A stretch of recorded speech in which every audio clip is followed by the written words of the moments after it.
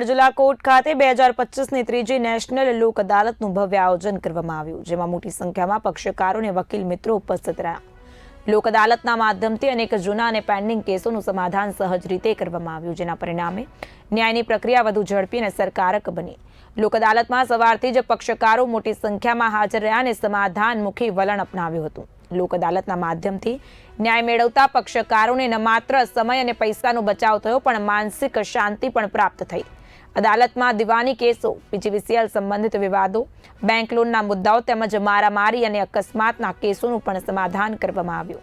ખાસ કરીને પારિવારિક વિવાદો પર વધુ ધ્યાન આપીને આશરે 250 કેસોનું સમાધાન કરવામાં આવ્યું, જેના કારણે પક્ષકારોમાં ખુશીનો માહોલ જોવા મળ્યો.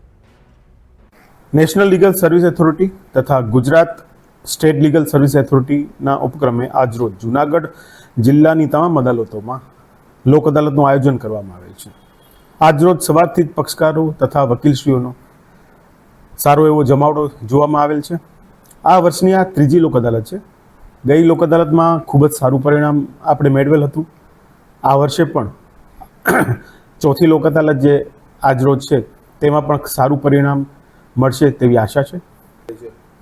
લોક અદાલતમાં મેટ્રિમોનિયલ ડિસ્પ્યુટ્સ હોય છે, સમાધાનપાત્ર જે પણ ગુના હોય છે તેવા, મોટર અકસ્માતના કેસો, દીવાની કેસો વગેરે મૂકી શકશે.